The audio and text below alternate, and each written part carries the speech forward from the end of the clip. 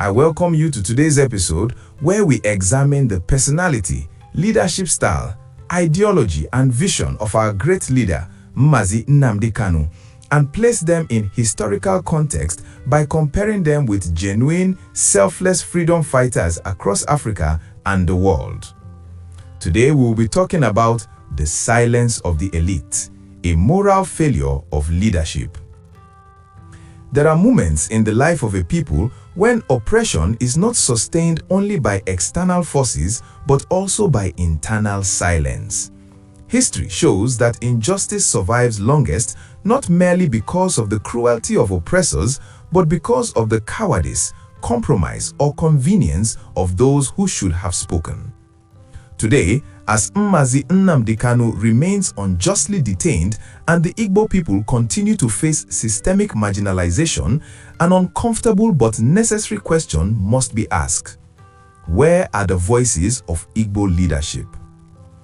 Leadership is not position, it is responsibility. Leadership is not defined by titles, appointments, or proximity to power. Leadership is defined by moral courage, especially when speaking truth carries a cost. The Igbo nation is blessed with intellectuals, jurists, business leaders, clergy, academics, and political elites spread across Nigeria and the world. Yet, in the face of one of the gravest injustices confronting their people, many have chosen silence, ambiguity, or distance. Some fear political retaliation. Some prioritize personal ambition. Some believe silence equals wisdom. But scripture is clear. James chapter 4 verse 17. Anyone then who knows the right thing to do and fails to do it commits sin. Silence in the face of injustice is not neutrality, it is participation. The clergy, watchmen who stopped watching. Perhaps the most troubling silence is that of the church. The Igbo land is deeply Christian. Churches fill every street, altars are busy, yet prophetic voices are scarce. Many pulpits thunder against personal sin but whisper or remain mute about structural injustice. God did not call clergy to be chaplains to power, but watchmen to the people. Ezekiel chapter 33 verse 6. If the watchman sees the sword coming and does not blow the trumpet, I will hold the watchman accountable. When pastors fear politicians more than God, the altar loses its authority. When sermons avoid justice to preserve access, the church becomes complicit. Jesus was not crucified by criminals alone. He was abandoned by religious leaders who feared losing influence. Matthew chapter 23 verse 23. You have neglected the more important matters of the law, justice, mercy, and faithfulness. The church cannot pray away injustice it refuses to confront. The political elite, power without principle.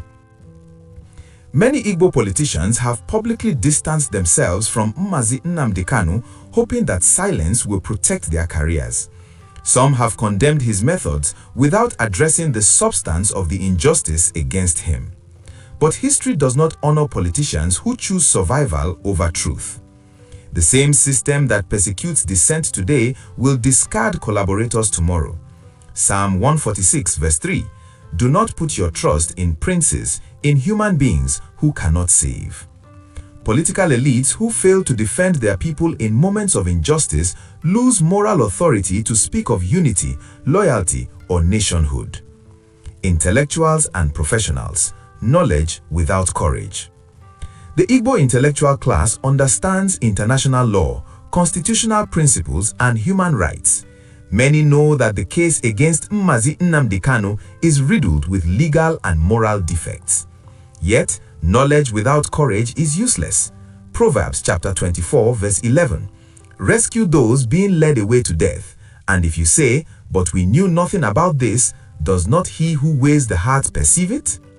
History does not absolve educated silence, it condemns it. The cost of elite betrayal. When leaders abandon their people, the people stop believing in leadership. This vacuum is dangerous. It breeds distrust, fragmentation, and radical despair. Youths begin to ask, if our leaders won't speak for us, Who will? If the system is closed, why believe in reform? If justice is selective, why trust the courts? This is how nations unravel, not through rebellion, but through loss of legitimacy. Hosea chapter 4 verse 6, "My people are destroyed for lack of knowledge." But today, the tragedy is worse. The knowledge exists, but the courage does not. Mazi Nnamdi Kanu's continued detention is not only a test of Nigeria's justice system, it is a test of Igbo moral leadership. Silence will not protect anyone from history's judgment, but courage can still redeem this moment. May the leaders rise, may the church speak, may justice prevail, and may Mazi Nnamdi Kanu walk free, not as a political favor, but as a moral necessity. Psalm 82 verse 4, "Rescue the weak and the needy, deliver them from the hand of the wicked." Stay tuned and see you on the next episode. But before you go, please help me say a word of prayer for our great leader, Mazi Nnamdi Kanu, in the comment section.